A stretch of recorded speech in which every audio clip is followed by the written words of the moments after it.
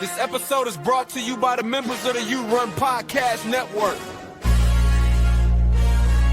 A place where everyone is a loved member of the podcasting community.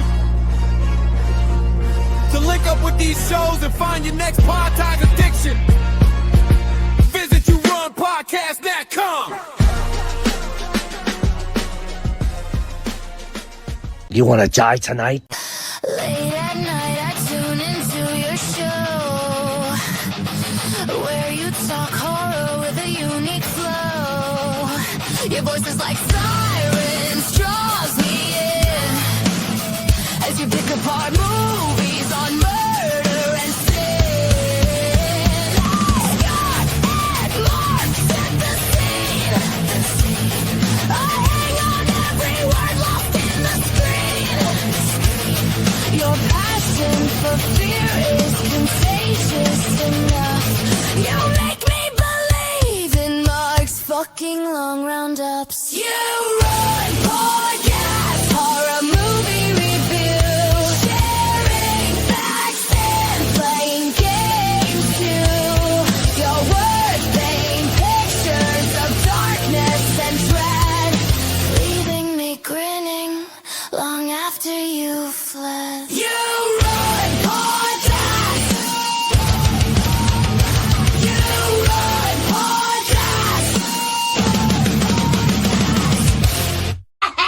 Coronavirus. Hello and welcome to the You Run Podcast horror movie review. My name is Scott. And my name is Marc. And I have been drinking for some time. So for those of you who don't know, today was my last day at work before I go on a 2-week well-earned holiday and honeymoon. And I finished about 3 hours ago and I got straight on the beer. So I have no idea what is in store on this episode, and probably more importantly on You Run Extra, our Patreon show, because by the time we hit that, I'm going to be absolutely steaming. Yeah, I'm playing catch up. Don't worry, my friend. I've got you. You definitely need to play catch up because I've been on it since like 4:30, and we're now at 8 o'clock, and it's a downward spiral from here. I'm a team player. You know me. Let's go. Yeah, please catch up. We are a horror movie review show run and controlled by you, apart from this month where you allowed us to choose the movies. We bring you new episodes every single Tuesday across all podcast platforms and YouTube, with early drops on our Patreon the week before they release to everyone else. Go to Instagram to vote for the episodes that you want. So every single week on Instagram after this month, we run polls where me and Marc pick a selection of movies and you choose from them. So you have full control all the time. You can also call us and literally request a movie, and I'll tell you how to do that later in the show. And if you call and go, I want you to cover this, we just do it like instantaneously. We go, okay, fine, and it goes straight in. The way this show works is we give a review of the movie followed by our scores. Then we dive into everything we liked, everything we didn't like. Sometimes it's a run through, sometimes it's not. Don't expect us to go beat for beat. We bounce around, but we cover all the important bits. There are also interactive features like 3-word review, which doesn't feature this week, and I'll explain why later, and voicemails, of which this week we have a few. We also play a game, which is something this week that Marc is going to absolutely love, and no one's going to forget it because it's going to be memorable. As I said, this month we are the We Run podcast because me and Marc have the reins. And I found myself in a dilemma because I chose Pride and Prejudice and Zombies for today's episode. Excited about in the slightest. No. And then I sat down and I rewatched Planet Terror. I'm like, oh man, that'll be awesome. And because we are a audience run show, I thought, do you know what I'll do? I'll put both of those in a poll and I'll just go whichever way the audience decides. You guys are fucking useless because that was a tie. So yeah, it was a tie. I was none the wiser to what I wanted to do. So with that in mind, I said, fuck it, we're going to do host. So you get neither of those movies. It's effectively a wild card. And only because I had watched that and I'm like, oh yeah, host, that's fresh on my mind. We'll do that. And you messaged me like, are we doing Pride and Prejudice or are we doing Planet Terror? I'm like, yeah, neither. We're doing host. And I thought I was going to be the problem this month, unable to decide which movies. But I've been locked in for weeks now on my picks. See, I was so locked in on Pride and Prejudice and Zombies, and then I watched Planet Terror and it ruined it. And then I watched Hosts. I'm like, I need to talk about this with someone. I need to do it like now. Now it's fresh. So yeah, we're covering Hosts today. The film follows Hayley as she assembles a group of friends during COVID lockdown for a Zoom call séance. We all done stupid shit during COVID, so hey, makes sense. After one of her friends fakes a connection with a spirit, they lose the medium on the Zoom call. Paranormal events begin to unfold with deadly consequences. This film is fantastic. And I don't often cite Rotten Tomatoes, but I'm going to because it's got a 98% critical score and a 70% audience score with over 2,000 reviews. This film is literally a freeze frame in time to COVID lockdown. It is a window into a world that many of us live through that now doesn't exist. It's got a 1 hour runtime, and what they achieve in an hour honestly puts pretty much every other found footage movie to absolute shame. The casting works. Like, no one's winning an Oscar here, but they're all playing normal people, and I believe their relationships. Like, I believe they're friends. I think that the runtime, they do a great job with such a short runtime for all of these individual characters to have some form of subplot, and they flesh all of those out as well. Most importantly, the film is scary. It has made me jump numerous times with well-earned jump scares and a couple of cheap ones as well. It's uncomfortable pretty much throughout. The payoff of the film I really like. I think the effects are way beyond what you expect something to be shot during COVID. This is as good as a found footage movie can be. It is by leaps and bounds the best movie that was made during the COVID lockdown that shows the COVID lockdown for the reality of what it was. I love this film unconditionally. It's a 5 out of 5 from me. Solid score as always, my friend.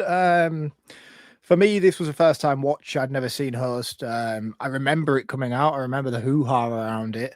Same with that other stupid found footage movie that I never watched that had a weird telephone in it. You always go on about it as well. Skinamarink. Yeah, Skidmark. I've never watched that either. I didn't like Skinamarink. I thought you was a fan.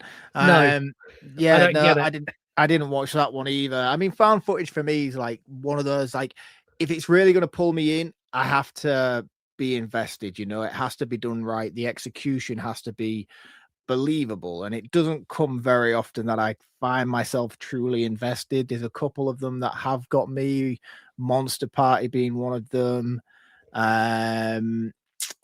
Wreck obviously is a big one for me. The first 1 and 2 Paranormal Activity movies are pretty good. As Above, So Below. That one's fantastic, and I like quite a lot of the VHS stuff as well. They're really, really good. But other than that, I think it's one of those ones that's such an easy movie to make that the genre was just flooded with poor efforts, you know, because it's so cheaply to make, easy to put out, and it's money, you know, it's just like printing money in a sense. And I feel like that kind of did a lot of damage to what found footage movies were when the Blair Witch Project came out. Don't get me wrong, there's still plenty of gems out there if you're close enough to find them, but it's just there is a big sea of misses throughout the subgenre of found footage I've tend to find. So it's not often that I'll see one pop up where I'm like, oh, I must watch that, you know. So this passed me by. I never checked it out when it came out, and I have a Shudder subscription as well. Like, this was readily available to me from the and it's an hour. It's an hour long. Yeah, you know, and I, for some reason I just wasn't interested, man. So I never give it the time of day. Thankfully enough, we've covered it on the show, so I got the opportunity to watch it. And yeah, I thought it was fucking brilliant, man. It's been a long time since I've been sat sort of like on the edge of my seat with a horror movie due to the incredible way that this movie builds tension. So found footage movies in general, you often find you spend yourself looking around the room waiting for a payoff. thinking something's going on in the background, and that's where the tension is created. And that's something that this movie executes flawlessly from the off. From the very get-go, you're in constant where's Wally's mode, checking every single corner of the screen, trying to figure out what's going to happen. It's going to come, it's not going to come.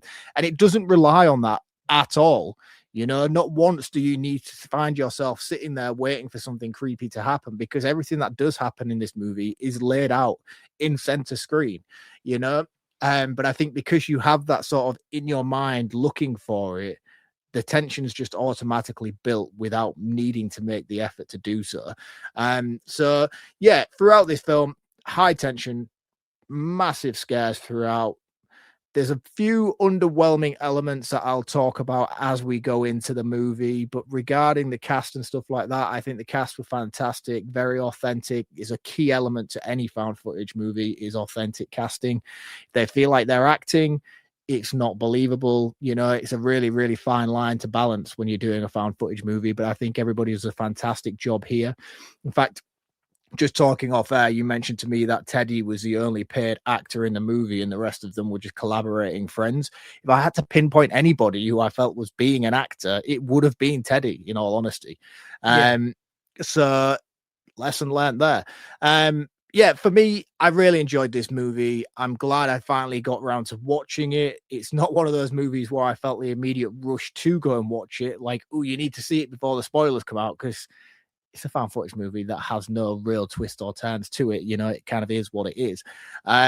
So the waiting game didn't bother me in the slightest, but overall, this movie gets a 4 out of 5. I certainly think it's one of the better executed found footage movies out there, but there's a few minor gripes that I do want to talk about on this episode.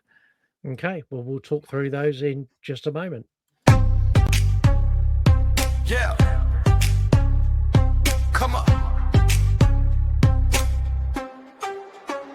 Step into the shadows where the monsters creep.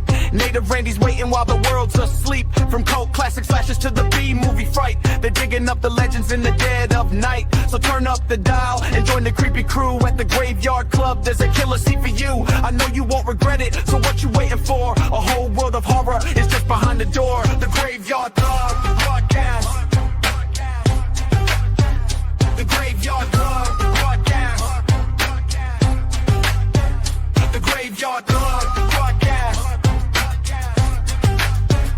The Graveyard Club podcast.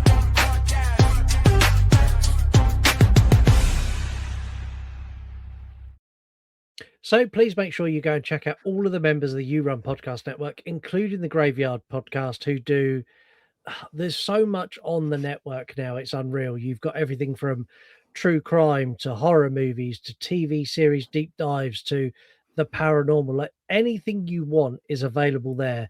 All you need to go to is yourunpodcast.com, and everything you need is at your fingertips. Also, there you'll find links to all of our socials. We are at You Run Podcast absolutely everywhere, and we post a mixture of content across all platforms, so not everything gets the same. So if you follow us on TikTok, you get a slightly different content to what you get on Instagram or Threads or X or Blue Sky or Slasher or anywhere else we are. Like, everywhere you follow us is something different. So follow us everywhere you absolutely can. Make sure you also check out our merch link. You can buy t-shirts and hoodies and hats and coasters and loads of stuff on there. I'm going to update it soon as well, because we haven't sold merch since, I don't know, since Daenerys Targaryen was sat on the Iron Throne is the last time we sold merch.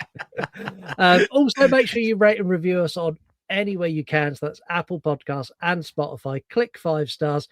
I'm going to say this now, and it's not a word I use very often, but don't be a cunt and leave a 1-star review. If you don't like us, go, well, I tried them.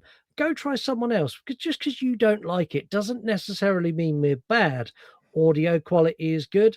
Picture quality is good. We're just not for you. So if you don't like us, we had 1-star reviews. We had a 1-star review on Spotify, and it pissed me off so much. What did it say? It didn't. So Spotify, you can't leave a written review, which makes it even worse. They've just left 1 star with no context. Oh, like, that's bullshit, man. That is absolute bullshit. You It can't dro even figure out who it not that you need to know who it is, but you'd at least like to know why they've left the uh, 1-star review. no, I need to know who it is so I can hunt them down.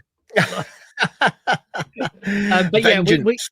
we dropped from a 5-star out of like 70 odd reviews down to a 4.9, and man, it wound me up so much. I'm like, but why? Why have you said this about us, you horrible, horrible person?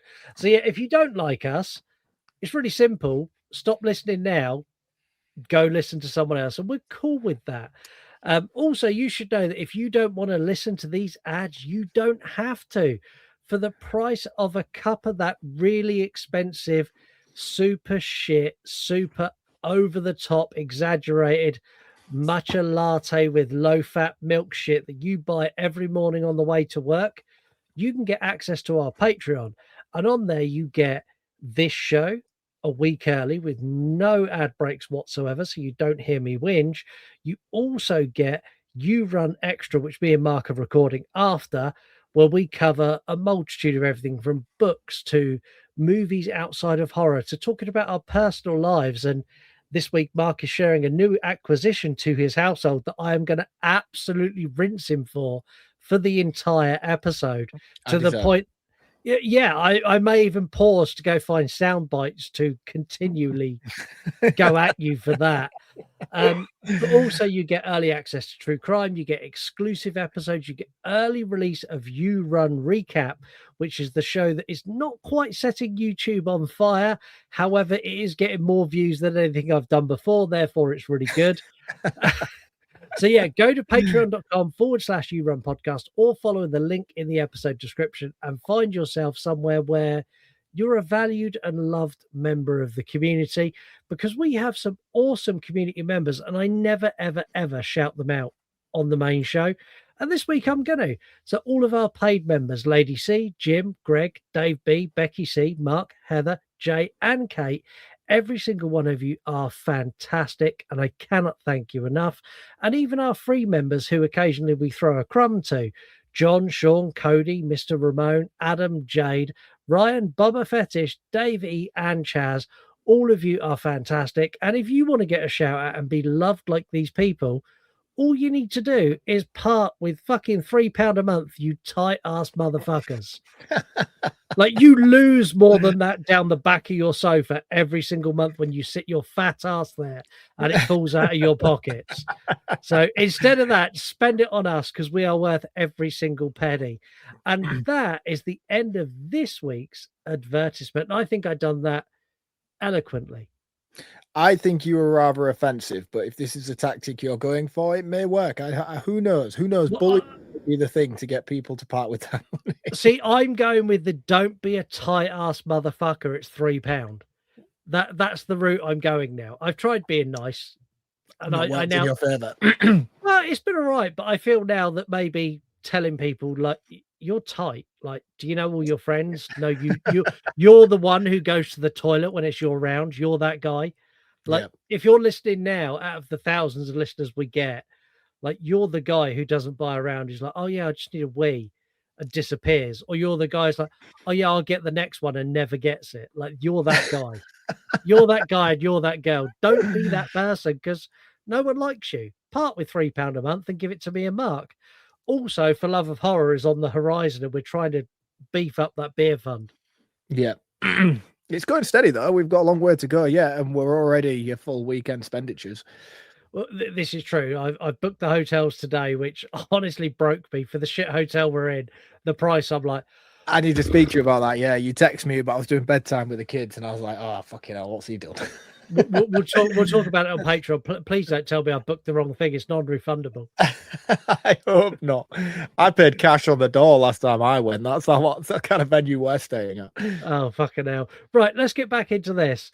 So the movie starts with the interface of Zoom. And I love the fact that the director actually approached Zoom and went, look, I want to make a horror movie. I want to make it as authentic as I can. Can I use your platform? And I love the fact this billion-dollar corporation of Zoom went, yeah, sure. Like, just yes. Yeah, it's fine. And we meet Haley. So Haley is someone everyone's got a friend like Haley. She tries to get everyone together during COVID.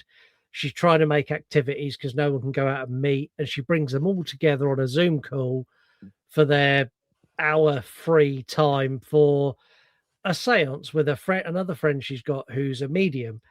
And like the setup I think is great because like you see her being like kind of impatient and inviting everyone. I laughed my ass off only because I do podcasting. It's so relatable. The bit where Gemma joins on her phone and then she joins on her phone on the PC and you get that echo and like her laughing like that cracked me up because you and me have done calls where we brought a guest on and they're talking through their PC mic and their normal mic and it's like, hello, hello, hello, hello, hello, hello, It's hello, the most hello. annoying thing, isn't it? I remember before we had one guest on where he like he just couldn't get it. He just couldn't get it, man. And we were just like, you know what? We'll just get you on another time, mate. This isn't working out. For everyone's information, that guest has never returned. No, he's never returned. Like he said, I think we spent an hour trying to explain to him how to unmute himself, and then he unmutes himself. He didn't have a mic, and like when the mute come off, it kind of went. Yeah, it was annoying as fuck. I was like, oh, this is a life. This is an hour of my life I'm never getting back. But it has built lasting memories that will last for a lifetime. Oh, I cherish them every day. This film was based on a short horror movie that was done as a Twitter video. So director Rob Savage got all of his friends on a Zoom call, most of which you see in this movie. And he pranked them by saying he was hearing noises in his loft. And he went up in his loft with his camera and turned his camera around. And he showed the scene of the little boy from Rec going, ah. Oh, cool. And it scared the fuck out of all of his friends. And then he posted that online. On the back of that, Shudder were on the phone going, can you make that like a feature film and we'll give you loads of money? To which he went, yeah. And he rung all of his friends and they're like, well, I've got fuck all else to do during COVID. Do I want to shoot a feature film? Yes, I do. Like Teddy was brought on as an addition, but all of the others they're all actors and actresses, but they're all a group of friends who were just pissing around on a Zoom call and ended up with a Shudder deal for this and then subsequent movies. So, like, phenomenal. Who went on to, because I don't recognize anybody and I haven't seen anybody in anything else. The girl who plays Haley went on to be a character in Dashcam, as did Gemma and one of the other girls. The guy who plays the alcoholic guy who lives with the hot girlfriend in the massive mansion, he's been on to do a couple of other things. Rob Savage is the director. He's done obviously Dashcam. He's gone on to do other stuff since that as well. So yeah, they've all had reasonable careers. Yeah, from what started out as a Zoom call they shared on Twitter, they all become members of Hollywood. Yeah, which is fantastic, really. It really is. Let's talk about the friends. So they start the Zoom call. You got Gemma, who's the super controlling. I'm doing this because I want everyone to be together. She's you. Sorry, that's Haley. That's Haley. Yeah, you're Haley. Yeah, you're Gemma. You're the dickhead who comes on who just makes a mockery of everything. You've got Caroline, who's scared of her own shadow. Regina, who's done lockdown with a guy she was kind of with, and they've locked down together, and they're not really getting on. And then you've got Teddy, who arguably you're like, if Teddy and Gemma had a baby, that's you. Yeah, there's another one as well, though, isn't there? Who's the other girl who has like the fake background of herself? That's Caroline. So who's the blonde girl then? No, hold on. No, that might not be Caroline. Let me scroll through my notes. It is Caroline. That is Caroline. Caroline's the one who has the background of herself. Emma's the other one. Emma's the one who's scared of her own shadow. That's right. Yeah, Caroline was one of my favorites, and I think she and Regina, is it? Yeah. Those two are the strongest of the acting department of the group, I would have said. As much as I like the characteristics of everybody else, and I think they're quite good, I do feel like those two gave the most sort of authentic and strongest performances in terms of what they did outside of just being themselves. You know, I thought those two were particularly fantastic, especially Caroline. She was my favorite. I thought she was top draw. I think she was given some of the more sort of challenging and high points of the movie to deal with as well, with the scenes of going up in the loft and then back again and the whole face hitting the laptop and stuff. Like, she knocked it out of the park for me, definitely. And I don't know whether it's because I like Regina as a character and her performance, or I like the arc that was given to her with how her story unfolds as well. Because the thing is, with each individual character, each one of them has to contend with their own individual situation, which was quite cool. Yeah, they've all got their own subplot, which I said, like, to have 6 different subplots running within an hour-long movie and a main plot as well is fucking phenomenal. Yeah. Like, even Teddy, like, Teddy's got a subplot with his girlfriend who's a bit of an arsehole. Yeah. Yeah, she just doesn't like his friendship group, clearly. She was such a bitch, man.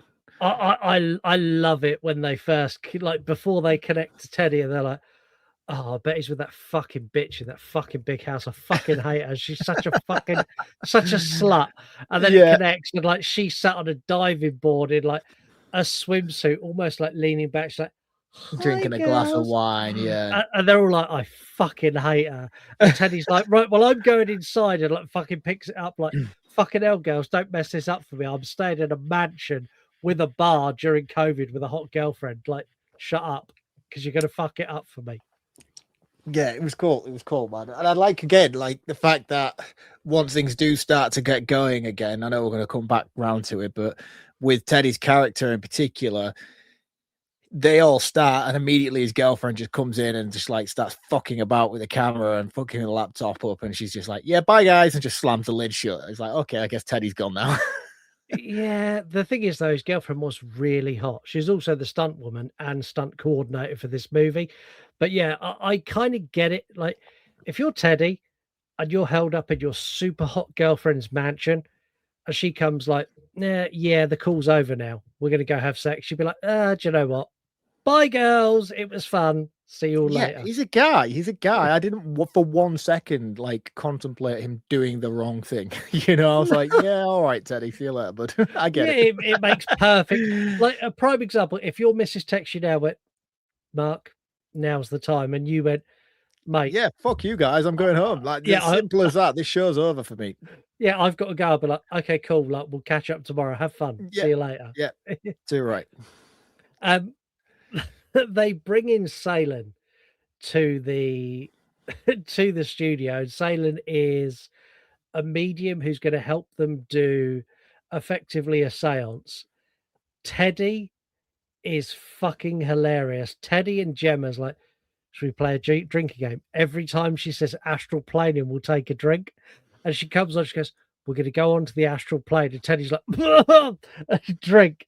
And then she does it again. And he's like leaning off the screen because she's doing it so often.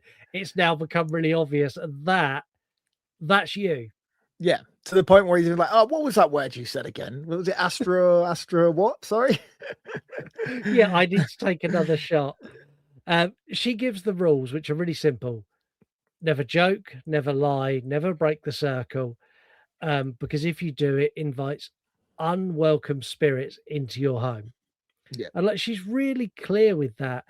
Also, I don't know if you noticed at the very beginning, there is a participant ID of 3110992 on Hayley's screen that wants to join the call, and she never lets them join the call. That is a reference to Ghostwatch. Have you seen Ghostwatch from 1992? I have, yes, the BBC. Yeah, program. it's a reference to that, because that's one of the callers who calls in. And it's also one that Rob Savage directly quoted as a huge influence for this movie. Like, he loved Ghostwatch. He loved the fact he watched it and went, that's real. And that's what he wanted to recreate here. There was a big percentage of me thinking that there was something like that going to happen throughout the movie, where it was going to be all of the friends were involved barring one, you know, and it was just a big fuckery. The film Granny, for example, does the same thing. hopefully we get to do that at some point this year. We'll talk more about that later on. What, you mean your birthday episode? That one right there. Oh yeah, we're doing that for my birthday. Yes. Spoiler Wow. alert for Granny. That's a fuckery of a movie. And I thought that's what it was going to be. I thought it was just going to be like a setup on one of the characters, and they were just going to play it along, and there was all going to be in on this joke of pretending. And I was hoping it wasn't, and thankfully it wasn't. But I was like, oh, this is going to be so fucking underwhelming if we get to the end and all of this was just a big prank. Yeah, so like you have Salem join the call. She kind of gives the rules. They start doing what they're doing, and they're talking about their trigger objects. So Teddy's got a music box, and a couple of others got other things, and they like candles. And this is where Teddy's girlfriend comes. She's like, "Oh right, no, he's really busy. So got to go, guys," and slams the thing shut. And you're like, "Ah!" And when he goes, Gemma's like, "She's such a fucking arsehole." And poor old Salem is like, yeah, we can carry on. And the best bit of all of this is Haley, before they all get on the call with Salem's like, look, yes, she's a medium. Yes, I know it's silly, but she's also my friend. Don't be dicks. Yeah. And they're all like, it'd be like me saying to you, look, we've got a guest on tonight. Like, Mate, we've had this conversation before. And you've been this guy where I've gone, don't be a dick to this guest. And you're like, yeah, fuck you, man. Look, Mark, I really like this person. They're a big listener of the show. Just please don't be yourself tonight. I'm like, fuck you, dude. And if you don't believe me, go back and listen to A Nightmare on Elm Street 4, The Dream Master, where Mark was an absolute arsehole to poor old Kate for the entire episode. Look, I'm just my authentic self. I don't mean to be rude to anybody. I just say it as I see it. And that movie was fucking garbage. I couldn't help it that she liked it so much. It wasn't an attack on her. I can't wait till voicemails this week. I'm so happy. Salem does like this. She starts doing the séance and they're lighting the candles. And you hear a bang, and Salem's like, "Oh, well, that's really good. Like, we're getting spirit contact. If there's someone here, could you please bang again and let us know you're here?" And there's a fucking massive bang comes through Salem's computer. She's like, "Oh fuck, I'm really sorry. That's my Amazon delivery." And she fucking gets up and fucks off. I died laughing. It's so funny. Yeah, very, very cool. Very, very cool. But again, like, so we move on from here, and this is one of my sort of like first initial gripes. Okay. So we get the story from Gemma, is it? Yeah, so Gemma says that she met a boy called Jack when she was younger who was really nice to her, and then he hung himself. Right? And then Salem gets wiped out. Well, Salem starts going, "Oh, maybe you should try and communicate with Jack," and then she loses her Wi-Fi because she's in the arse end of nowhere in the country, and she drops off the call. Is that her gone completely? No, she does pop back up later because Haley calls her on the phone. No, right, but that's the thing. It's not because she gets wiped out. She doesn't just drop off due to signal. Something takes her out. She says on the phone later on, yeah, signal went, but you see something because I kept going backwards and doing the 10 seconds. Something goes behind her. I don't know if it wipes off, but there's something there. Right, so it's green, right? And green is like a green flicker, and this is key because in what's the lady called beginning with R? I want to say Ramona, even though I know it's not. Rosina. We'll go with that. Yeah, one of those. She has like this, and they even talk about it, and even the lady's like, "Look, oh, I can see something in the background on your screen." It's like a little green flicker just in the back near her oven. And it's talked about and it's mentioned, and then they move on from that. And then after the lady's been wiped out by this green flicker, because it is as well a clean sweep of green light hits her, knocks her flying. We turn, everyone's just like kind of chills a little bit. They're all talking, and then this is where Gemma reveals that she was full of shit and it was just a story and it was a joke. And they all applaud her for her acting because she put on quite the show. Well, no, they don't all applaud her. You've got some of the group that's like, "Oh, that's the funniest fucking shit ever." So like Regina and Emma are like, "That's hilarious." Haley, who set up the call, is genuinely like, you're a Pissed off, fucking yeah. arsehole. And Caroline is terrified and like, that's bang out of order. And this is where you get Haley's chair just fucking shoots across the room with her sat on it. Well, yes and no. The thing that I wanted to fixate on before that happens is Gemma's candle blows out. Yeah. Right. So I thought, oh, that's a bit fucking weird. She goes off camera. There's nothing there to blow the candle out. The candle blows out in her absence. And when she comes back on screen and relights her candle, and by the way, I have checked, this doesn't happen prior. The candle is reflecting on the top of the screen, but green. Yeah. It's like a reflection. It's like simmering down. I don't think it's intentional. I think it is just all of this movie was shot on iPhones. So they didn't want to use their laptop screen. So when you watch the behind the scenes, they sellotaped iPhones to the back of their laptops to record themselves. I think it's genuinely a camera issue. Right, which is fine. But my issue is as a viewer, I'm seeing all these anomalies appear throughout the film. So I'm piecing these bits together. I was like, oh, it was on her screen. And now it's not on her screen because it's just wiped out the medium lady. The medium lady's gone. Gemma's candle's being relit, and now it's hovering upside down on the top of her screen. I was like, oh, when she left, maybe she was possessed, and now she's come back in, and she's the one who's going to cause all the fuckery.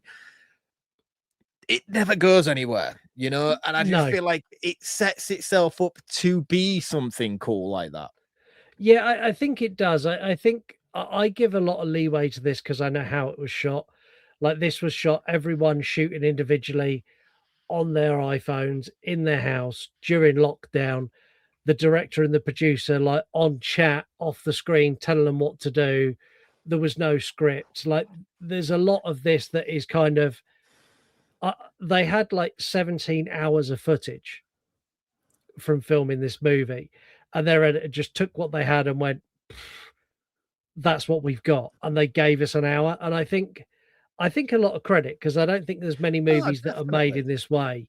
And I think there's a lot of things, like if you dive too deep into this, you could look at like the shit with Teddy in the music box and the puppet. Like you could read so much more into that that's not there. But that's the issue I'm sort of saying. Like, you know, I was, as an audience member, I was doing those things. I was reading into those moments. I was rewinding and second guessing these bits to make sure. I was like, oh, I don't want to miss that because I feel like that's going to be important, you know.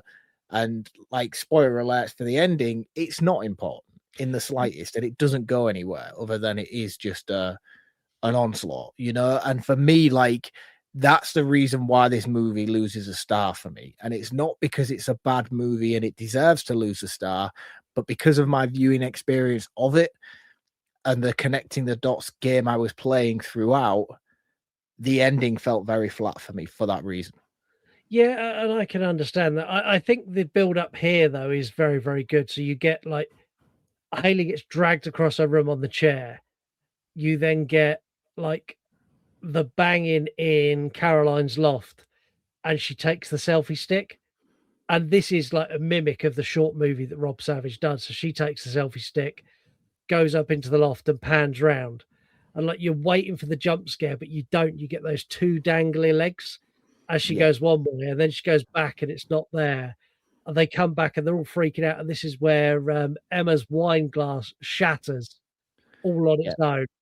And Emma's like, fuck it. Like all of them are massively freaking out. And this way he's like, let me just call Salem back. Like, I think I need to call her. And they ring Salem and she's like, right, okay, well, like, it's good. Like, Salem is the most overly vegan cast character. And that's not, do you know what I mean? Yeah, too right, I do. She's eating healthy, she's vegan, she believes in spirituality. And that's not a slight on vegans, but like, that's the easiest way to describe this character.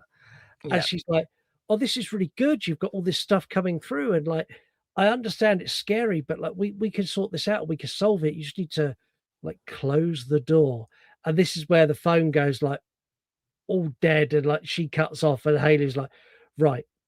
Oh, no, because we get the exposition before the phone cuts off. Of Gemma. Telling Gemma, and she was like, Well, now you guys have fucked up because you've basically opened a portal of invitation to anything that could Y- come through that portal. Usually this is why I specify to you not to lie and to make up stories, because you're honing in on a person and a person's memory. But what you guys have done is now opened up a portal and invited anything to come through. Yeah, she describes it as you created a mask that anything can fucking wear and come through. Yeah, And she that was it, because that was really cool. The concept and the way she explained it was the mask of, was it Jack, she said, who had killed yeah, himself. You've basically created this mask of the character Jack that any demon can wear. And I was like, oh, that's cool as fuck. So like basically it's just a free for all of anybody to walk through under the persona of a non-existent character now. Like I've yeah. never heard it done or described in that way before, and I thought it was really cleverly written. It's really well written, and it's as an audience member, it's a moment you go, "Oh, you're so fucked. Oh, you're so fucked now." And this is like Salem's line cuts off, and Haley's like, "Right, well, we need to close the circle." And Haley's like super apologetic, like, "We're really sorry if you're a demon and we let you through. Like, we didn't mean to. We're gonna blow our candles out now. Like, go in peace, have a nice life."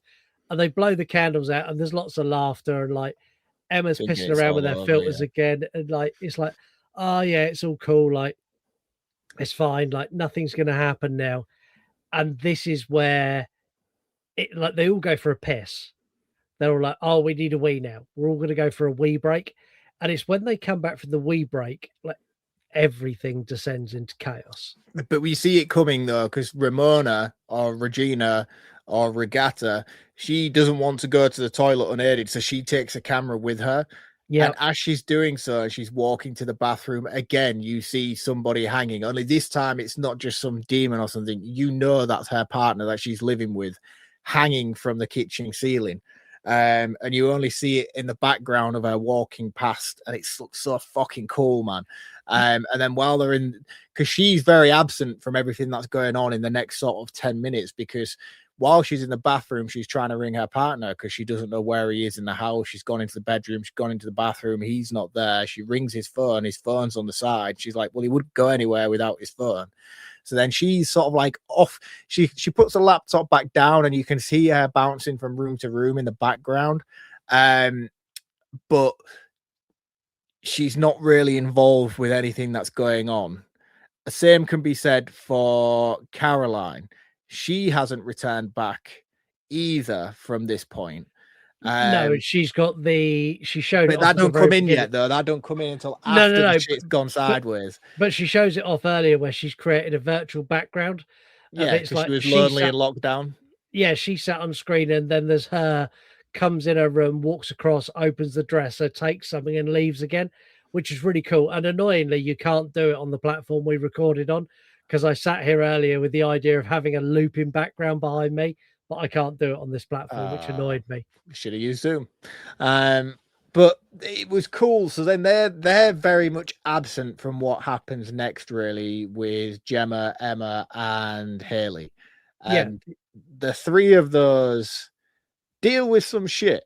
Gemma not being really too involved up until this point, but Emma is the first one to incorporate it, and she's kind of in for a rough ride, really, because she walks into her living room after hearing all these bangings and oh, knockings, and this is fucking. She walks in with her camera. This is phenomenal. One of the best scares in it. She's been dicking around with all these face filters. So she's got a lizard filter, and she's got like a clown filter or whatever. She walks in to her living room. In the middle of her living room is literally the man from the magic mirror, like he's done his makeup for a night out, floating in the middle of the room. yeah, As she gets closer and closer and closer, and it doesn't look away. It's looking dead forward, not looking at her. And she reaches out to touch it, and it fucking spins and turns straight down the camera. Mate, I was climbing the back of my sofa. yeah, it was fucking brutal, man. And I think out of all of the sort of cliche ghost story things you can think of, she incorporates all of them in quick succession. And what would usually be seen as a really stupid gimmick in a lot of movies, such as The Others is one of the biggest candidates for it. They use this trope in that quite a lot. She incorporates them all in very quick succession. The first one being obviously the filter. The second one, which was quite clever, she used her brain and she starts chucking flour around the room. In all honesty, given the science behind what a ghost is, this wouldn't work unless you were the Invisible Man, but it was cool anyway. It's very Micah from Paranormal Activity. She fully channeled Paranormal Activity to solve the problem. Yeah, and start sprinkling flour looking for footprints. I'm like, it's a fucking ghost. It can walk through walls. It's not going to leave Santa Claus footprints in your living room. But it does. But it does. It does. And then the third one, which she does, which was again quite cool, is as she stood in the doorway of her room, she throws the bedding and it sort of hooks over the top.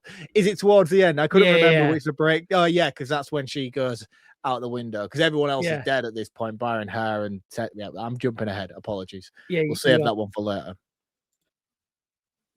So yeah, after you get this, you get Regina. Yeah, Regina.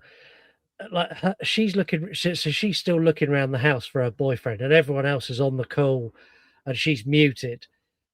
Like, I want to ask you now because I didn't spot it first time. I'll be honest, I only spotted it on like my sixth watch of this. I've watched this movie loads of times, like my sixth or seventh watch. So when she's on the call earlier, before she goes wandering and she sees her boyfriend hanging, do you see the demon take her boyfriend off? No. Like just behind her, there's a moment where she's talking, and her boyfriend comes out of the bedroom. I saw him come out of the bedroom, and you see the demon drop him and lift him up. No, I didn't see that. It's a blink and you miss it moment, but like he comes out and like you're fully focused on what's going on, like something else is going on another screen, so it's like right in the corner, not in your vision. I mean, I remember him coming out of the room midway through. I do remember that, but then someone else spoke and my focus went down to the other screen. Yeah, so when your focus drops down, I think it's to Emma. When your focus drifts away, he gets dropped and lifted up, which tees up to the perfect moment where she's looking for him and she comes back to the screen. She's like, I can't find him fucking anywhere. This is ridiculous. I can't believe he's gone out during COVID. Thud as he falls from the ceiling at fucking rapid pace and just smashes on the floor. It's such a good scare. It really is a good jump scare. Yeah, it is one that got me as well quite rapidly. Because it builds for it because you have the oven catch fire in her kitchen, so you're distracted by all of this and you think because she's dealt with that, we've got a moment of relief again. And then, he just falls. And then she gets wiped out as well. And she's gone. So when he falls, that's not actually him. That's the head of the stunt team, who's Teddy's girlfriend. Oh, okay, cool. Who falls from the scene. It's really, really cool. One thing I found really interesting about this is because they were confined to lockdown and they had lots of restrictions, instead of planning out how people were going to die and what stunts they wanted, they sat down with the stunt team and basically went, these are our limitations. What can you do? Tell us what you can do, and we're going to write around you because we can't say we want this 10 times for you to say no. So this is one the stunt team's like, look, we can come in, we can socially distance, we can wear masks, we can do the drop, and then all you do is edit out the rig that we put in place to do it. And they're like, cool, great, let's do that. And the same with the one you get in the swimming pool later, which I think is the best. Awesome. Yeah, that is incredible kill. But yeah, the stunt team were very much part of the writing process because the director knew he didn't have many fucking options. So he brought in a stunt team and went, what options do I have? Like, list them out to me, and we're going to basically pick from the cheese board you select and do those. Which I thought was really, really cool. Yeah, definitely. So Regina's gone. She's dead in the water now. And this leads us on to Caroline's virtual background is next. Oh yes, Caroline. This one's so fucking good as well because they're like freaking the shit out, and then you think Caroline's coming back in, and they're screaming, "Caroline, Caroline! Oh my god, people are dying!" And then they twig, "Oh no, it's just a virtual background. It's not Caroline. She's not back." And then all of a sudden, you see like the sort of like pixelated camera as if like it's a glitch of her head just smashing, and it's like glitching in and out as the head is repeatedly hitting the computer, and I'm like, fuck. It's the most brutal kill in the movie. Personally, I think it's absolutely brutal, and I think it's really graphic as well. But I think it's just executed flawlessly due to the constant back and forthing and the emotional weight it holds as well, of being such an, because she is the most innocent character in the movie. She is the one who's constantly, barring Emma, who is just terrified of her own shadow. You get a real sense of fear from Caroline, especially from the beginning as well. Like, she's set up to be the character that's the most sort of fearful of doing this situation. Like, she's very much a believer. She knows she shouldn't be fucking around with this shit. So to see her go out the way she goes out, it's heartbreaking, man. It's heartbreaking. It's also such a good use of technology in a film, especially when this was released. Everyone and their grandmother was using Zoom. Everyone understood that you could have virtual backgrounds and filters and all of these things. And they'd done something that was so prominent in people's mind at the time that everyone who watched this understood it. There was no nan who watched this went, oh, I don't understand. Is she there? Like, everyone's like, oh yeah, that's a Zoom filter. You showed me how to do that, didn't you, Jenny? Like, everyone got it. And it was such a good use of technology at the time. It was really, really prominent. I think it's so clever. Yeah, man. I mean, talk about taking the open market with storm. You know, this was something that was high on everybody's list. Everybody was using Zoom, and then to utilize, I mean, that's what horror is, really, isn't it? Let's be honest. Horror is a genre that utilizes concepts of reality in the peak of their sort of momentum. You know, now we're in a very much an AI world of horror movies where that's the key focus of what we're doing. I mean, the 80s and 90s, it was the slashers genre. You know, people weren't leaving the doors open and locked anymore like they used to in the 70s, you know, and it was sort of preyed upon in horror movies in that sense, you know. The same can be said for we went for a spurge of ghost movies in the 2000s, you know, and everything always comes full circle. But right now we're currently in the AI era of horror movies, much to our dismay, because they're all dog shit. But apart from Companion, again, as I've said in my review, masterfully destroyed by its trailer. But yeah, I mean, it definitely peaked in the right time. How did you feel about Haley's death? So you obviously get Caroline's death, which is brutal as fuck, and then you get well, Haley didn't die, does she? She not Haley. Who's the girl who goes out the window? So what happens next? Her death is fabulous. Yeah, her death is fabulous. But before we get to that, Caroline is killed with a computer smashing, and then next up is Haley. Haley's chair gets dragged again, but then this time Haley's knocked to the floor and she's dragged by her ankles. By her ankles. At which point, Gemma, because we found out earlier on in the movie, Gemma and Haley live 3-4 doors away from each other, you know. They're neighbors. She literally lives next door. She lives next door. So Gemma sort of like shit starts going down a bit in Gemma's house, but she's quick off the mark and just bolts for the front door. She's the only one who manages to actually get out of the house. Beautiful, but in doing touch so, they're putting a COVID mask on as well. Yeah, and again, when she meets Haley on and she's like doing the elbow tap, I was like, girls, no, now is not the time to be worrying about fake viruses. We'd 100% be hugging in that moment. Oh, you come to save me. I love you. Yeah, exactly. You know, so she darts. We don't see her actually come back to Haley's house until later on, because in this time, Teddy reappears. Teddy coming back. Teddy is the best way to describe Teddy. He's the practical joke. So early he showed, like, in this big house, like, the dad of his girlfriend's got this fucking creepy ass puppet, like clown puppet.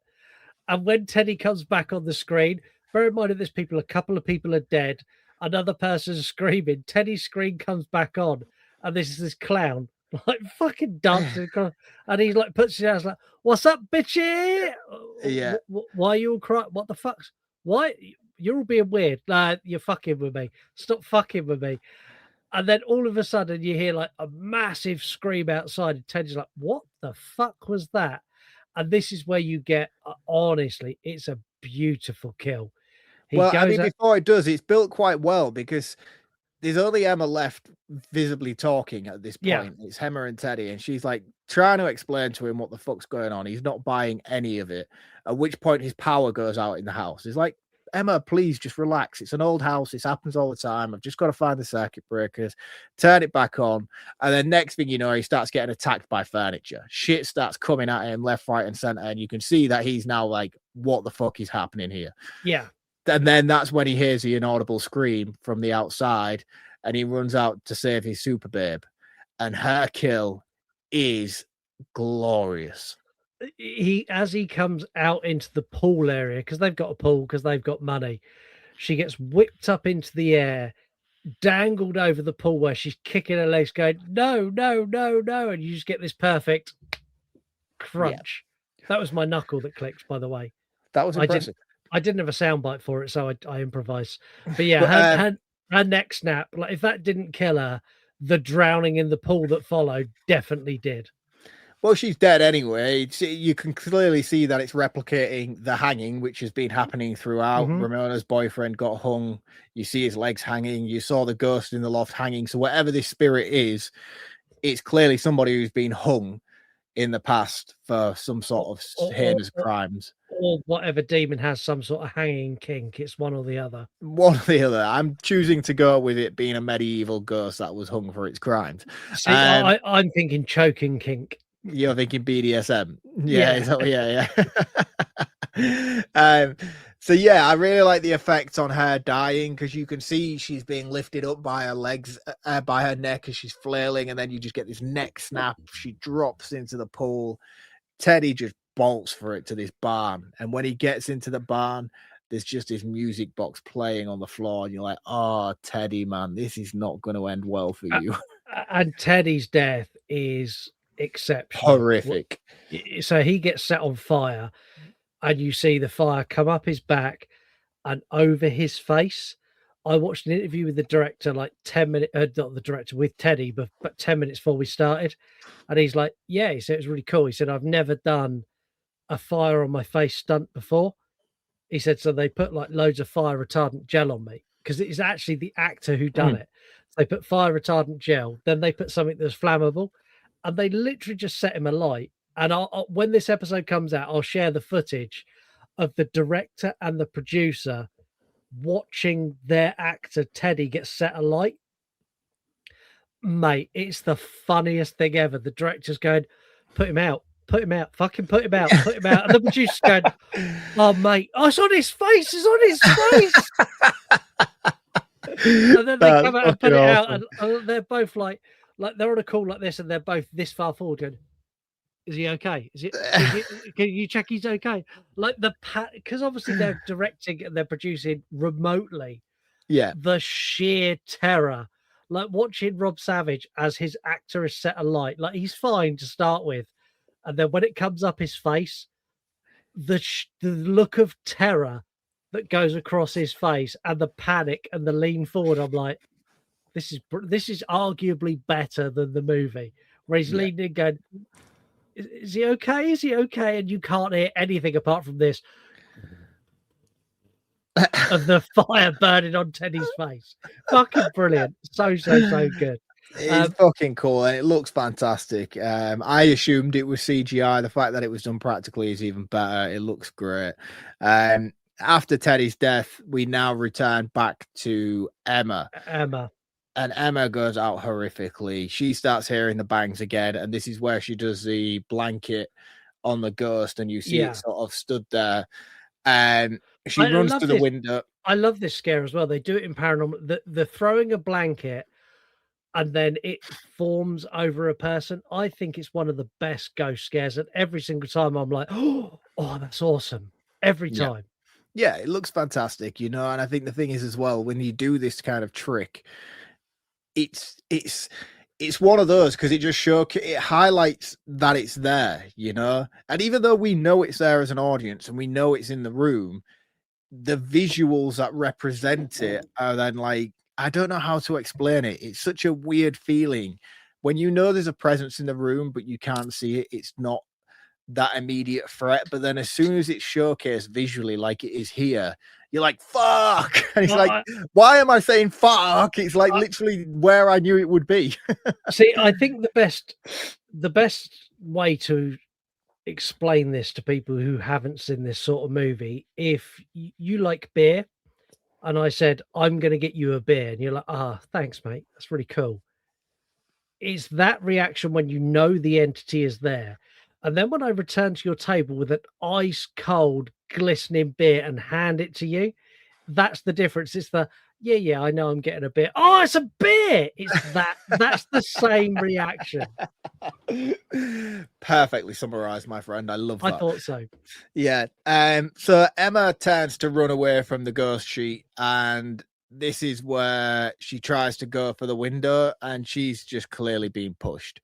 You see the phone or the laptop tumbling down. Somersaulted out the window. She's been stone cold stunned out the fucking window, let's be honest. The phone lands down first, which is cool, and it like sort of falls looking at this garden bench, and then the next scene is just Emma just demolishes this bench. Not even in a way where like she falls flat, but to the point where like the bench is just all crumbled in certain spiky ways, and you know elements of this furniture has gone straight through her body in many different places. You're like, oh, that is fucking brutal, man. It is horrific. And again, Teddy's girlfriend, the stunt double, done this, went through the bench. Practical effect. Very, very cool. I love the fact everything in this is practical, and it's practical because they didn't have the option. Yeah. It's like, well, we can't afford to do it afterwards, so someone's going to have to take the fall. Yeah. Teddy, excuse us, mate. Yeah, I know your girlfriend, like, she done that cool scene and like she died and stuff. And like, I was wondering, how would she feel about jumping out of a first floor like masonette in Croydon? Like, is she cool with that? Because I'd like her to do that. Like, it is so good. This is where we go back to Gemma. So Hayley's now broken in, smashed the window. There's a moment that I think is arguably the most poignant moment of the movie, where she comes back to the Hayley's Zoom camera, and she looks on the screen, and Teddy's on fire, and Teddy disconnects. There's a blood splatter on Regina's call, and she disconnects. Emma's fucking like mutilated body hanging through a table, and she disconnects. And this is where it takes all of those people away and brings it back to one single camera that she then takes with her to go and find Hayley. Mm-hmm. And she finds Hayley hidden under a desk, and Hayley's like, oh my fucking God, oh my fucking God. And they do the elbow bump. Really fun fact, the elbow bump was Hayley and her boyfriend. Because of COVID lockdown, Hayley and Gemma never actually met, were never in the same building at the same time, which again, that's interesting. Really, really cool. But they do the elbow bump, and this is where, yeah, it's over. Fucking, it's over from here. I'll let you take us through the end. Well, I mean, I'm probably not the best person to take us through the end because I think the ending's a bit shit. Oh man, really? So yeah. I think they come back full circle with the camera thing, and you see Gemma and Hayley. Now, go on, you do it, man, because you've got more enthusiasm for it than I have. Yeah, so the ending, you get both of them in the hallway. It's pitch black, no powers going on. So Hayley gets out a Polaroid, which she used at the very beginning of the movie to take a Polaroid of all of them on the Zoom call. And she starts flashing the Polaroid down the corridor to see if there's something there. And you get empty hallway. Empty hallway, empty hallway, fucking demon. And man, the jump scare when this hits the end of the Zoom call at 00, this fucking demon on the screen. I've seen this loads of times. I knew the jump scare was coming. I was half talking to Lisa, half drinking a beer, half playing on my phone as this moment happened. When it happened, I dropped my phone, I spilt my beer down my top, and I literally let out like a teenage girl scream, which had Lisa. I literally went, ah! And Lisa looked at me and went, You fucking pussy. Why? And like, honestly, it proper shook me. I knew it was coming, but because I was doing so many other things, it caught me so off guard. And the practical makeup on the demon for that, like, if you put it on the screen for 5 minutes, I'd laugh at it. But that boom, split second is enough to make you fuck. And like, I can't imagine, like, this never went to theaters. Could you imagine what that jump No. scare would have done a first time watch in a cinema? Mate, there'd have been people climbing all over you. Yeah, it'd have fucking wrecked everybody, man. I mean, look, I get it. I get why you like it. Here's my grievances and my issue with it. So the mistake they made with the ending jump, we already see the demon in Teddy's barn. Yeah, We get a glimpse of it in Teddy's barn, which I think was a mistake. I because do. we've not seen it up until this point, but we see it here. So therefore, when we do see it at the final scene at the end, it's like, well, we've already seen that. That's strike number one for me, in my opinion. Strike number two is the fact that we have the countdown clock in the top corner of the screen, letting us know exactly when the jump scare is going to come. Because by this point, we have like 10 seconds left of the Zoom call, and you're like, right, well, it's going to get to 1, and then we're going to get the jump scare. So Yeah. I was pre-anticipating it based on that. I get why they did it, and I get that's the way they were going to play it out. But it didn't surprise me because I could see the countdown of when it was going to happen, you know. And again, that might just be me as an audience member knowing stuff about movies to know that that was how it was going to play out.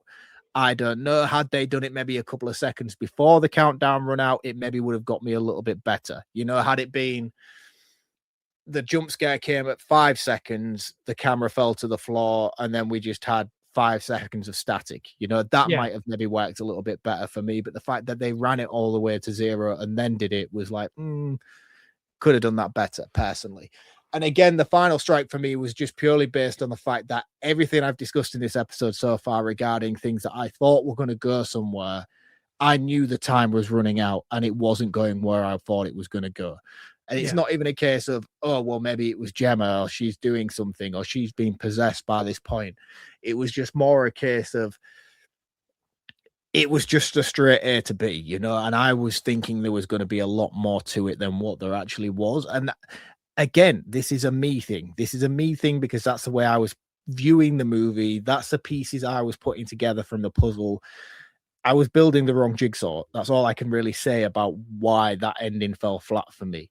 But I get why it worked for many people. You know, if I just had to criticize it for anything, they would be the 3 points that I feel compromised the closing moments of the movie. I think this definitely hit hard. So I watched this during COVID. And watching this during COVID, it hit so much fucking harder than it did me watching this yesterday.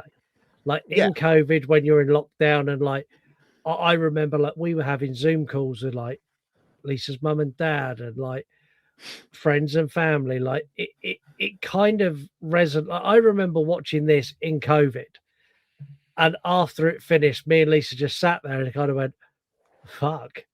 And afterwards, I was like, "That is how you make a horror movie. Like that's truly fucking terrifying." And I think a lot of that, this is truly terrifying, was because of the situation I watched it in. Like it's still a scary movie. Like even watching it back now. Yeah, definitely. And I think for as found footage goes, you will not find a better hour-long movie than Host. In an hour, this does so many subplots, so many scares. It's such fast-paced. Like you don't get a second to go, oh, what are they doing now? What's going on here? Why are they doing that? It's just bang, bang, bang, bang, big jump scare. Thanks very much. See you all later. And I think for me, for that, it will always be a perfect 5 out of 5 because it is. There's nothing I can pick singly that I go, oh, that was annoying, or oh, that was shit. Yeah, like I just thoroughly enjoy it. So for me, it's a 5 out of 5. Are you sticking with your score of 4?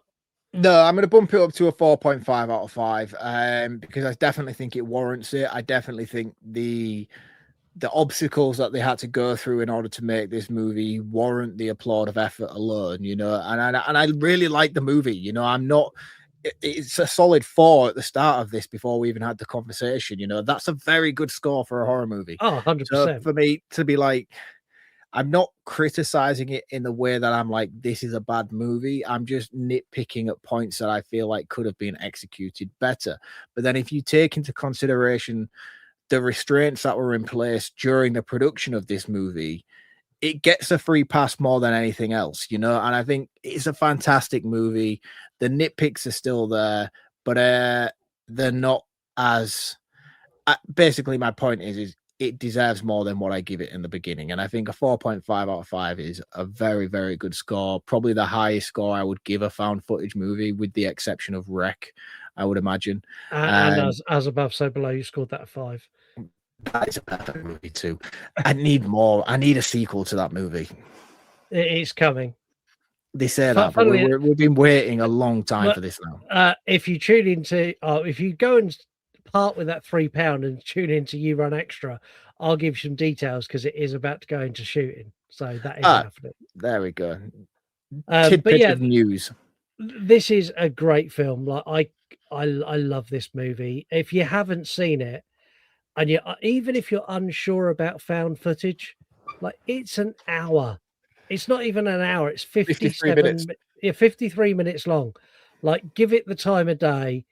Give it 10 minutes. Within 10 minutes, if you've not had a moment, you've gone, oh, fuck, turn it off. Because I think you're going to absolutely love this. We're going to move seamlessly into our voicemails, or as I like to call it, the Bash Marc hour.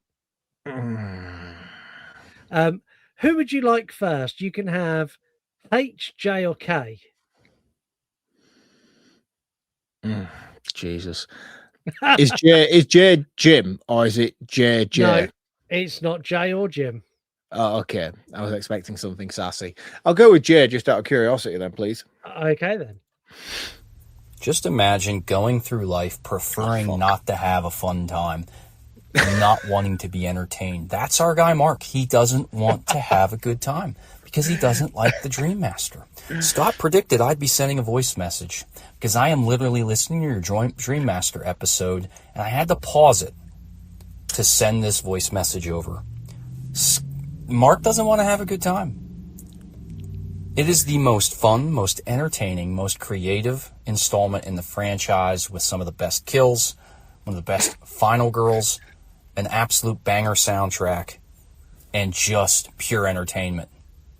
And I don't get it. I'm so glad, though, that Scott and Kate are with me on this, because this movie is awesome. Mark, get your head out of your ass. But great episode, guys. And Mark, I still love you. Justin from Pop Culture Reflections, saying it as it is, as always. No, that's bullshit, man. He clearly didn't listen to the very, very insightful things that I had to bring to that episode. Who would you like next, H or K? I don't want any of them. I'll be perfectly honest with you. But I feel like H is obviously Heather, so let's have Heather, please. Okay. Is it Heather, though? It could be someone different. Hey guys, happy Wednesday. Hello. Yes, you're going to hear my son in the background making lots of noise, but this is my life. Anyways, I finished listening to Obsession, and I had listened to The Sadness. Thank you guys for always incorporating me into the show somehow with the voicemails that I forget that I leave half the time. Not joking. But anyway, the end of Obsession, Mark turned into like the main character of a rom-com. Scott, you're the love interest. He's the main character. Anyways, super cute. Love that. Love that you guys are such good friends. Actually, I'm not being a bitch. I'm literally being for real. Anyways, but I will say, let me backtrack. I will say, Scott, Mark is not better than me. I've been with you longer than Mark. I started with you. And yeah, I make comments, whatever. You love me. It doesn't matter. It's totally fine. It's all endearing. We all love each other, I think. And yeah. Anyways, I'm going to listen to the Nightmare 4 episode next, because I don't know if Mark... I feel like Mark doesn't like it. I haven't listened yet, but I already feel like he's kind of like, this is stupid. Because it kind of is. It's not that great. Honestly, there's only a few nightmares that I like. And I will definitely 100% come on if you guys do decide to do Wishmaster. Those movies are insane. I have not did it 4 seen weeks them ago. since I was like a young adult. like it's been forever. So I would love to revisit. Anyways, toodly do, guys. I am gonna do my best to try to catch up on all the other episodes. I probably won't listen to the alien one though. Oh my god, don't shoot me. Bye. It's okay, Heather. Check out the Wishmaster episode though with AMPX FX Studios, Alex, because you'll really like that one. Heather, we love you. I know you were here first. I don't know if she was. I feel like that's misinformation. I feel like I was here first. Heather was episode 6 of season 1. Like she was early. The first episode Heather done was the Blair Witch Project, where I went into the woods. I wish it was like video time. It was before video. I literally went into the fucking arse end of nowhere in the New Forest. But I was here before that. I was here for that period of time. No, you listened to that episode. You come on I think you were like season 1, episode 11. You were like 4 episodes. You were both here. Like, I'm not picking favorites. Like, you're both my children. No, you pick a favorite now. Just let's put this to bed. Pick your favorite. I'm gonna pick myself. Would you like the email for the voicemail from Kay? Yes, please. Okay. Hey guys, Kate from Down Under here. Oi. I just wanted to send a quick voice note and say how much I agree with Kate and Scott about the Nightmare on Elm Street 4 you can't episode. do this. This is cheating. But I also wanted to add something. Scott, I can justify you adding that extra half point and making it a 5 because you talked about how it lost half a point for you because at the start it was too long. It was like 3.5 minutes too long. And I realized something that didn't occur to me at the time when we were recording. The whole reason for that is so they could play the amazing Nightmare song by Tuesday night for the opening credits and the opening scene. So there you go. That justifies it completely and therefore also justifies your 5 out of 5. It does. Yay.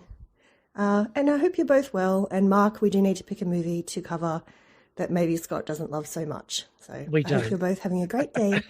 Bye-bye.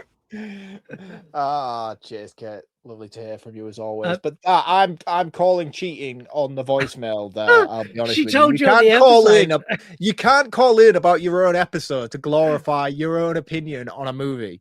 She told you on the episode, I'm going to leave a voicemail. And you're like, yeah, whatever. And then she did. So, I didn't think she'd actually do it.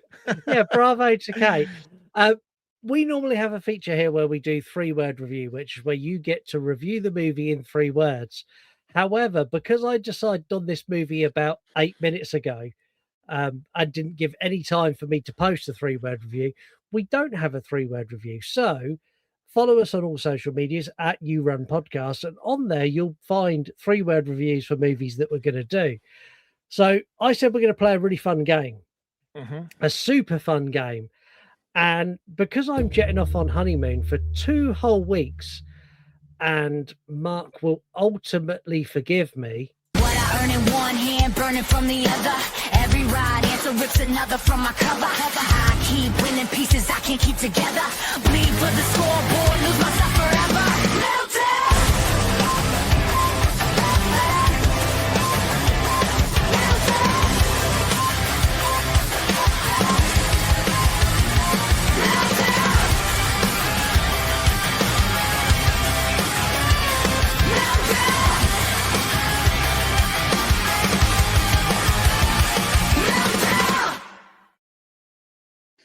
Bullshit.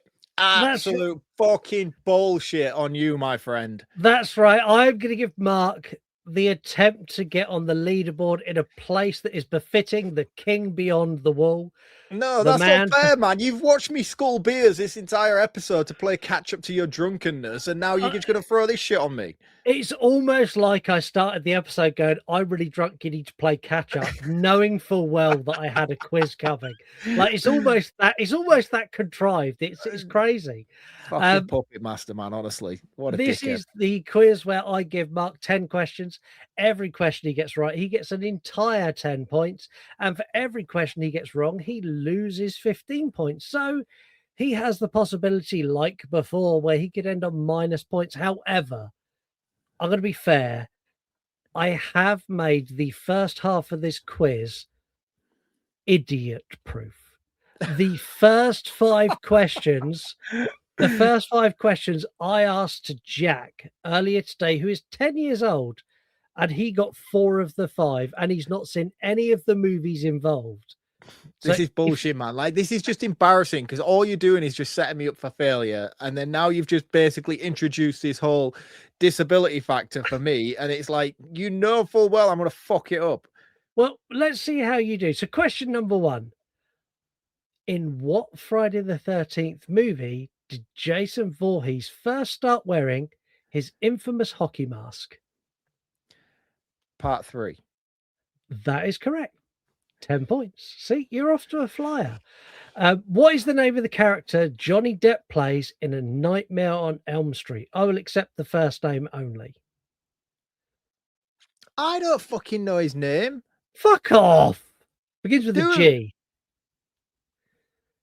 Rhymes with Ben. G and rhymes with Ben. Yes.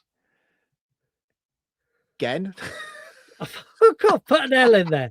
Put an L in there. Glenn. Well done. I don't watch Nightmare on Elm Street before part 2. Part 2's the start of that franchise for me. Part 2's awesome. Okay, that's fine. So you're on 20 points. I may have gifted you that. Question number 3. There are 2 legendary actors who have played Pennywise the Clown. Name them both. Tim Curry, Bill Skarsgård. Correct. 30 points. Question number 4. Before being renamed Camp Crystal Lake, what was the summer camp from Friday the 13th known as? There's no way Jack got this right. You're full of fucking shit, man. No, he didn't know this one. This is the one he got wrong. And I know it. 100% you do. It's camp something begins with B. What you might do if I stab you in the face. The face specifically. Well, or the chest or the arm. It's something that would leak out of your body. Camp Blood. It is Camp Blood. Well done. Why would it be called Camp Blood? That is the weirdest thing. Right, so you're on for a fly. You're a 4 out of 4. That's 40 points. Question number 5. What 1982 horror movie directed by Tobe Hooper was produced by Steven Spielberg? The Poltergeist.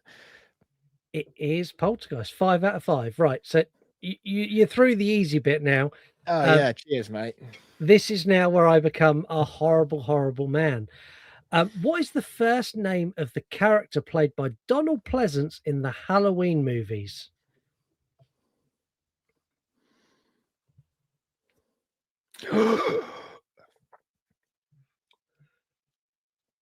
Oh, dude. Dude, why's my mind? Why? I keep wanting to say Billy from Scream, and I know that's not right. But please take Billy. I'd love to take 15 points off you. Oh, no. Dr. Loomis. What's his first I name? know, dude. I know. I'll even take the abbreviated version of it.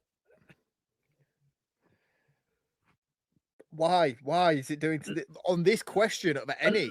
Ladies and gents, the biggest Halloween fan in the world, Marc from VHS from the Crypt. Dude, my brain.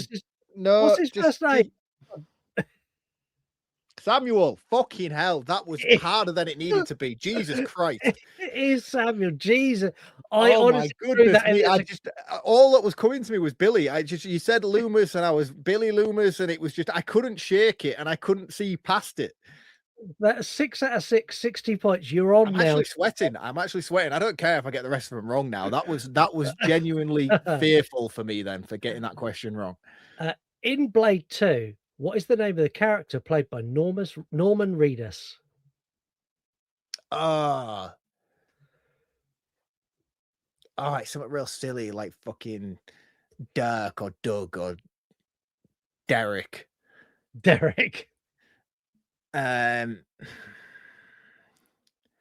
Shit. It's not shit. No. It's a really weird. It's not like a normal name either. He's got something really stupid. I'm gonna have to pass on this. I don't know. I can't think. Okay, that takes you down to 45 points. His name is Scuzz. That's it. That's what I mean. It was something fucking stupid, like a sound. Yeah. Pinhead, the Chatterer, and Butterball are all types of what? Cenobites. They are. That's correct. That takes you up to 55 points. If you get this next question correct, you sit top of the leaderboard. Which 1998 film sees a demon-faced hero with sorry, I'm going to start that again. Which 1998 horror film sees a demon face a hero who's acquired talents from her friends?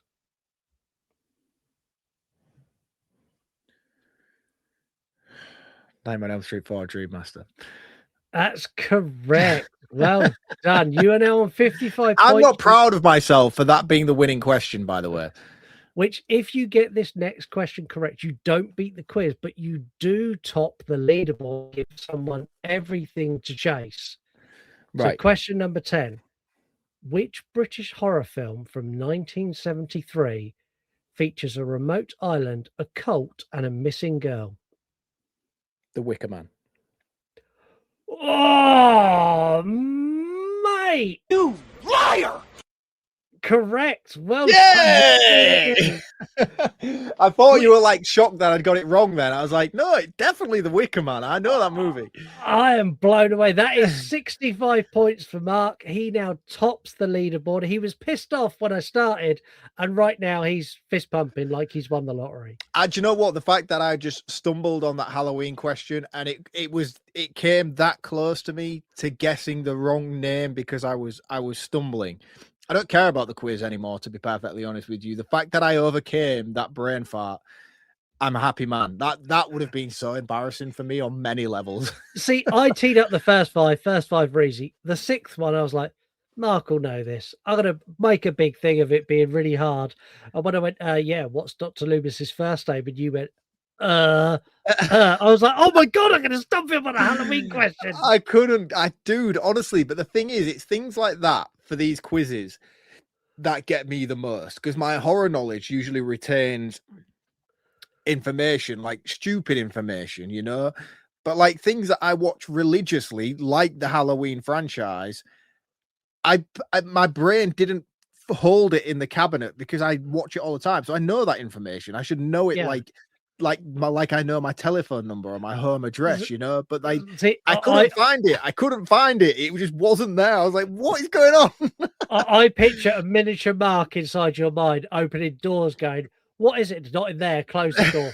This door. Where is it? Where did I put the Halloween knowledge? What room is it in? Dude, that is literally what was going on in my brain. And then I ended up having an actual argument with myself because I was disappointed in myself for not immediately knowing the answer to the question.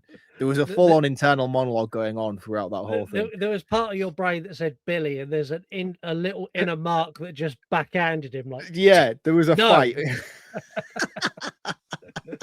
right, well, now it's time for your favorite part of the show and mine and everybody else's. When I can find his music, it is right there. He's the king of the spool, the lord of the stag. If it's on magnetic tape, there's no turning back. From the floor to the ceiling, he's a mastermind hoarder, keeping analog alive on the edge of the border. Rewind, right under the static flip.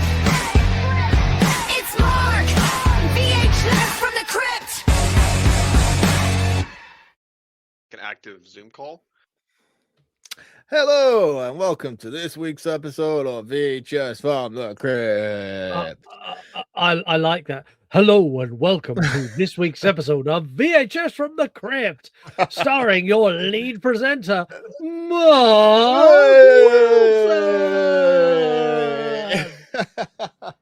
Wilson. Bit of a weird one this week because I feel like I've done this already, but I also don't know if I had it by the time we did that episode. So I'm going to dive straight into it anyway because it's a special tape, and I feel like I had it ordered, but it didn't come in time. I might be wrong. I might have shown it already. Anyway, this week it is, of course, the found footage greatness that is the movie VHS. The original one. I can't remember if I've done it. Do you know if I did this? I don't think I did. I think when we did the VHS Halloween episode, I think I had. It was on its way. So I do own this now. This is a very special tape to me. And weirdly enough, I don't know enough about this tape to be able to explain to you, but I know that the original VHS movie came out after the existence of VHS tapes altogether. This is a very, very sought after tape in the collecting community. It was one that was released sort of like a limited thing alongside the release of the movie. Yeah, it was on the cusp, but like VHS had died. Yeah. DVD was on the rise, and the creators of VHS went, we're making a movie called VHS. We'd be a bunch of dicks if we didn't release it on VHS, wouldn't we? I think that's why it exists. I think that's exactly why it exists, and it's unlike usual VHS movie. It's got like a serial release, like a one of sort of so many. But this is one that a lot of collectors aspire to have. I picked this up wildly cheap for what this movie is actually worth on tape. Obviously, as you know, there's a lot of tapes that are now kind of doing it again. The Terrifier movies, all three of those have had special releases on VHS. I know they did the 50th anniversary of the Texas Chainsaw Massacre, which got, when you bought the special edition Big Chainsaw that came with the 4K, the Blu-ray, it also had a VHS release in that as well. Which, by the way, if anybody has their hands on that Chainsaw limited edition release 50th anniversary thing, I will literally sell my house to own it. If you have one and you want to sell it to me, please reach out. Whether you're American, Australian, Canadian, German, I will remortgage my house to buy that shit off you because I want it. Or also go check my eBay search history, because that is something that I am desperate for as well. Yeah, and I remember at the time, dude, and it weren't even that expensive. You know, I think it was maybe like $130, $140, and I tried to get one. I tried to get one, and I was like, there was the big hullabaloo, and like it was this, it was that, and I kind of missed it. And I caught a video on TikTok, I don't know, like 2 weeks after. I'm like, oh, that's cool as fuck. Do you know what? That's a credit card purchase that I'll worry about next year. And I wish I'd done the same. And I literally went to buy it, and it's like sold out. I'm like, when you get a new stock in?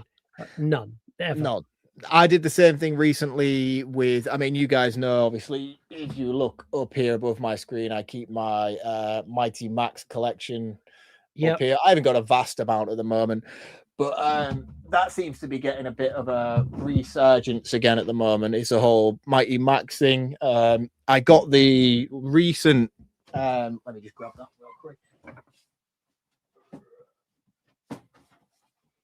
Sorry for the radio silence. I got the recent limited edition Polly Pocket Stranger Things That's cool. one. It's fucking awesome, man. It's so cool in the display case.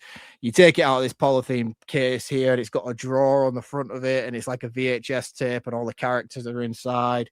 You flip open the walkie-talkie, and then it's got a wall in the middle, and one's normal, the other side's upside down, and you've got demigod. It's fucking shit hot, man, and it's just a display case thing.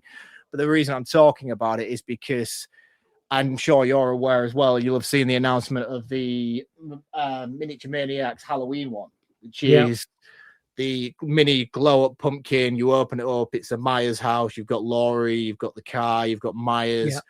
I pre-ordered that probably about 6 months ago now through Mad About Horror. You saying that, it upsets me that I made a suggestion for your Christmas gift and you poo-pooed it. The Christmas gift was fucking Bratz dolls. I don't want that shit. It was the Michael Myers limited edition Bratz doll, which is like 80 quid. And it's a collector's item. I told him it was like, dude, you're getting this for Christmas. You're like, I'd rather not. Like,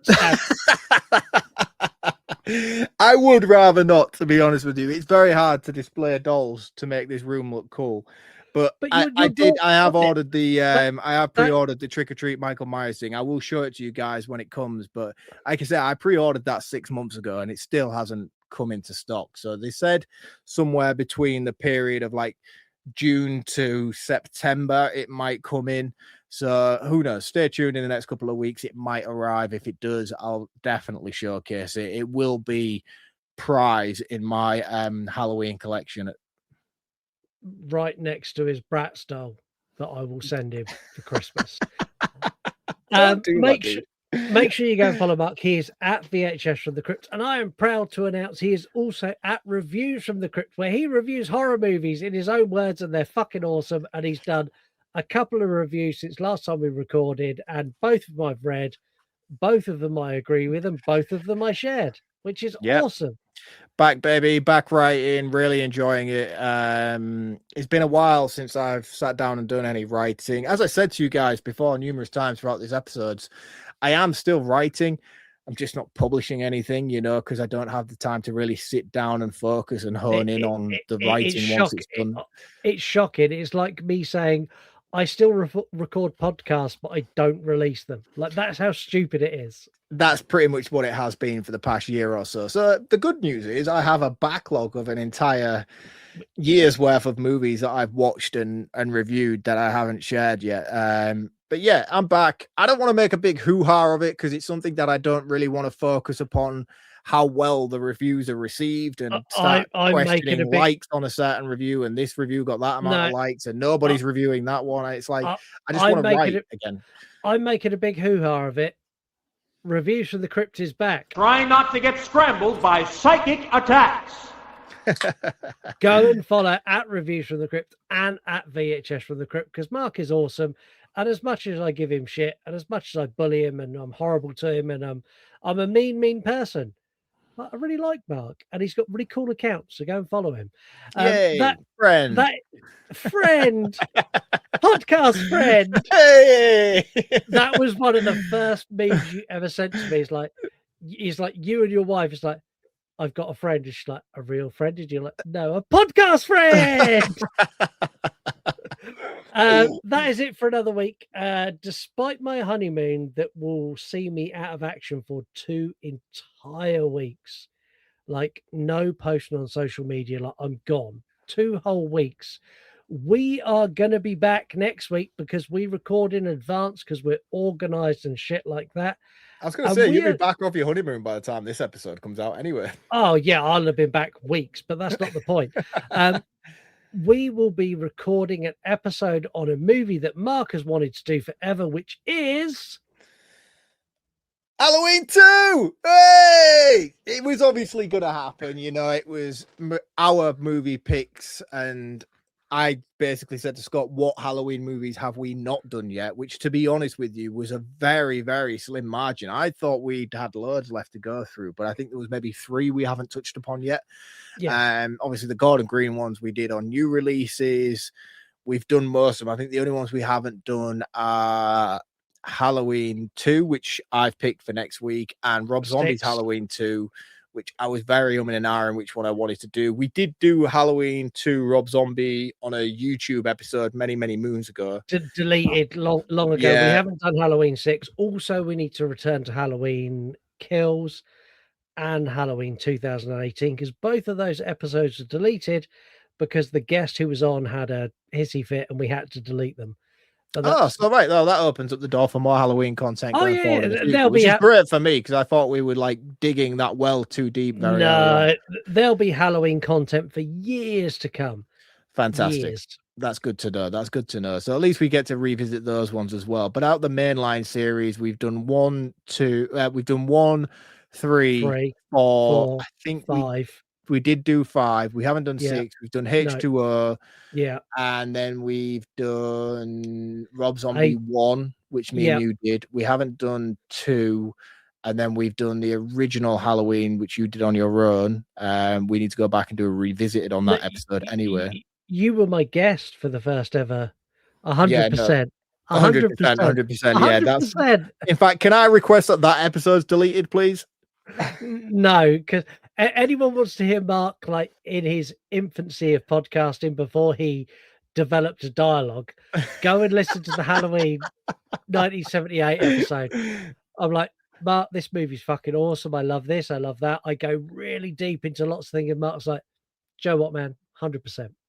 Yeah, if any episode you wanted to listen to in contrast to showcase my sort of confidence in doing the podcasting and the growth of the friendship that me and Scott now have, listen to this episode and then go back and listen to the Halloween 2018 episode, which was the first ever time I ever appeared on this podcast. You will be blown away. I promise you this. 100%. I will never ever listen to that episode ever again in my life. I think I started to find my footing when we covered The Exorcist, and I came as a guest for that. I think that was maybe like my third crack at it. But yeah, Halloween 2018's dire, man. It's a dire. I mean, it's not. You did a great job, and I'm sure it was entertaining to listen to from your perspective. But for me, man, that one's putting in a cell buried underground. It's one of the few episodes that I can claim I fully carried my co-host. I wasn't a co-host at the time. You weren't. Go and listen to that. Make sure you subscribe. Do all the wonderful things you can help us. Spend the £3, you tight-ass motherfuckers, and subscribe to Patreon. We will be back next Tuesday. But until then, stay off Zoom. Be good. Have fun. Love you all. See you next Tuesday. Bye, guys. You want to die tonight? You on podcast. You on podcast. Late at night, I tune into your show where you talk horror with a unique flow. Your voice is like sirens, draws me in as you pick apart movies on murder and sin. Scott and Marc set the scene. I hang on every word, lost in the screen. Your passion for fear is contagious enough. You make me believe in Marc's fucking long round ups. You run podcasts, horror movie reviews, sharing facts and playing games too. Your words paint pictures of darkness and dread, leaving me grinning long after you fled. You run podcasts.